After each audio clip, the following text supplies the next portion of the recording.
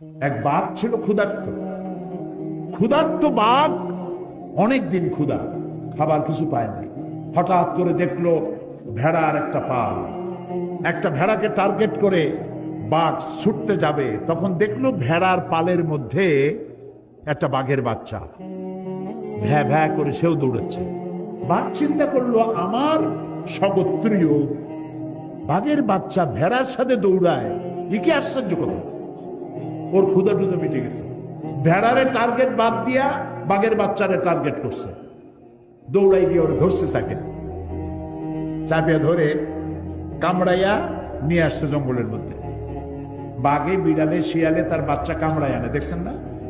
ও তো কোলে নিতে পারে না, কামড়ায় আনে। তো কামড়ায় যে দাঁত বসায় না, ওইভাবে আদর করে নিয়ে আসছে। আসিয়া বলতেছে, তুই ভেড়ার দলে গেছিস কেন? তুই তো আমার বাচ্চা, আমার বাঘের বাচ্চা, তুই ভেড়ার দলে কেন? না আমি তো ভেড়া।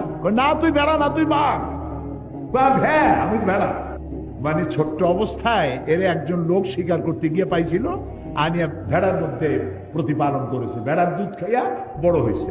ভেড়ার গুঁতা খায় আর বলে যে আল্লাহ এত গুঁতা খাই আমি। ও যে বাঘ তা তো বোঝে না, ওরে বিশ্বাসই করাতে পারতেছে না বাঘ যে তুই বাঘ। সে কয় না আমি ভেড়া। আচ্ছা, এরপর একটা কুয়ার কাছে নিছে, যাইয়া কুয়ার কাছে গিয়ে বলে, আচ্ছা টাকা তো পানির দিকে তাকা। তো তাকাইছে, কেউ দেখতো তো আমার ছবি আর তোর ছবি পড়ছে না পানির মতো? তা তো পড়ছে। দাঁতগুলো বাইর কর, তোর দাঁত আর আমার দাঁত ধারালা দাঁত কিনা? কয় তা তো ধারালা দাঁত। আমার চোখ আর তোর চোখ দুটো বড় কিনা? তা তো বড়। আমার গা যেমন হলুদ আর কালো ডোরা ডোরা আছে, তোর গা আছে না ওরকম বাংলা লিঙ্কের মতো গা আছে। তোর নখর বাইর কর, এই ভাত খাবার মধ্যে নখ আছে, বাইর কর। তো বাইর করলো, তো দেখলো যে তার মধ্যে আমার মধ্যেও তো নখ আছে। তুই ভেড়া না, এখন বুঝছিস তুই বাঘ? তুই ভেড়ার গুতা খাস কেন? তুই হুঙ্কার মার, ভেড়ার পাল দৌড়ে চলে যাবে। আমি আজ সিলেটের যুবক মুসলমানদেরকে বলতে চাই, তুমি ভেড়ার বাচ্চা নও, তুমি সিংহের বাচ্চা, খালিদ বিন ওলীদের সন্তান,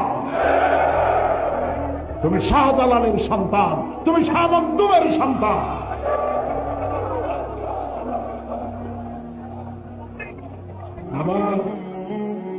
আবার তুমি জাগ্রত হও, মুসলমান হিসাবে পরিচয় দিতে গর্ববোধ করো।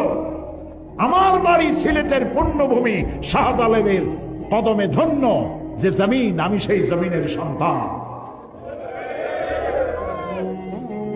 এই শুকর আদায় করে মাথা উঁচু করে দাঁড়াও, তোমাদেরকে কেউ দখল করতে পারবে না।